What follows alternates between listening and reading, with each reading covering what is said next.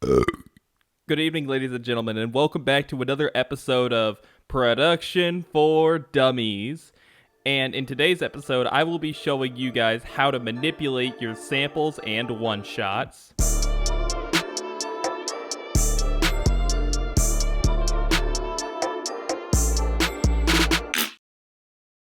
So first of all, I would just like to say thank you guys for 10 likes on the previous episode. And as I promised, this is going to be the second episode that I make because we met our goal. And for today's episode, I will be using the beat called Bonnet. And in this beat, I will show you how you can manipulate your samples and one-shots for your beats. Now, one rule that I like to follow when I'm using samples is if you're going to use samples at all, you gotta manipulate them somehow. For example, with this vocal loop right here, it was in 112 BPM in C minor, and then I sped it up to 127 and changed it to C minor. Now, there's quite a few ways you can manipulate your samples. You can speed them up, slow them down, pitch them up, pitch them down, reverse them, chop them up, throw effects on them. I don't care what. Just do something to change the sample, even if it's very minimal. And just a quick pro tip if you're going to do it this way. First of all, use Stretch Pro. Second, if you do pitch it up or down, you'll want to change this little format knob so it changes with the pitch, because if you don't, it'll just sound completely wrong.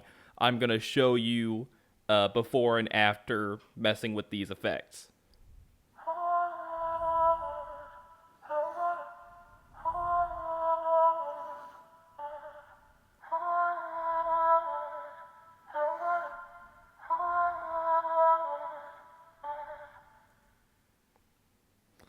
So when you mess with the format like that, it gives it the impression that it's actually being sung at a higher pitch or being played at a higher pitch. It was pretty hard to hear it just then, but there's some artifacting in the audio when you don't have the format adjusted, so I'm going to make it a bit more clear.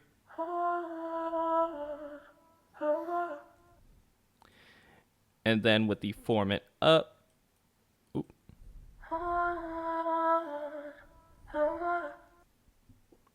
as you can see, it makes a bit of a difference. Also, I know this violin sample is at the key and BPM of our project, but I did put some EQ on it just to get rid of those like rougher, harsher frequencies, and then put a bit of EQ or reverb on it. Now, when you're messing with your samples, it's a little bit different.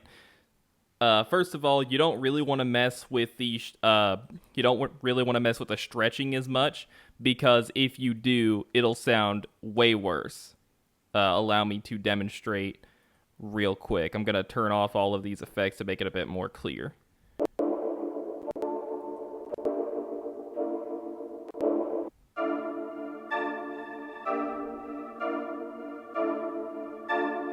Now, sometimes your one-shots will have a really harsh cutoff. There's a few ways you could get around this. First, you can either bring up the crossfade and then turn on loop points, and that makes the sound loop basically forever. I'll show you what that sounds like real quick.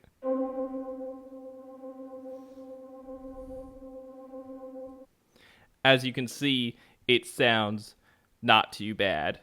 As opposed to if you have this envelope right here and you just, it sounds a little too harsh. So turn on loop points and it sounds much better.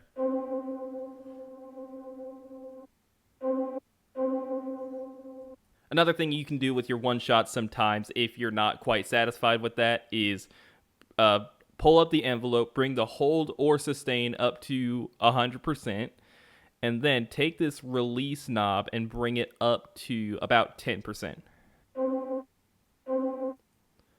And depending on how high the release is, it makes the cutoff a bit more satisfying.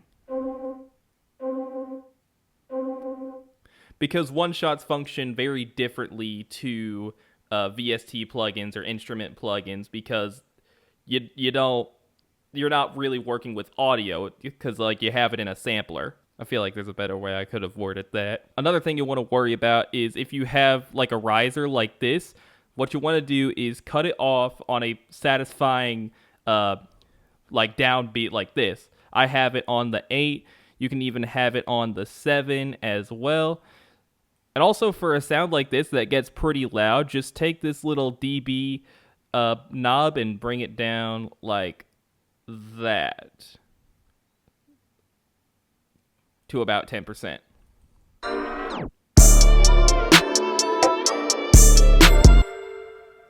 And if you want to have them as like an impact sound, what you want to do is reverse them and then go over here, select none, bring this in, and then line it up like that. And then we play it like so.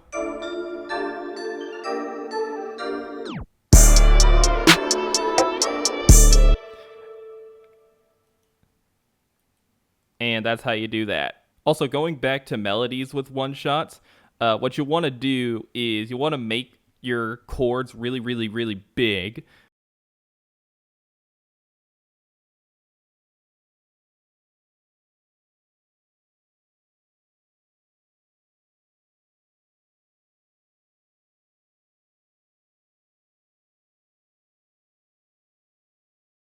Something else you can do is go to your drums and pull up this plugin called Transient Processor, and it when you turn down the release a little bit, and that'll make your drums a bit more like snappy, you know?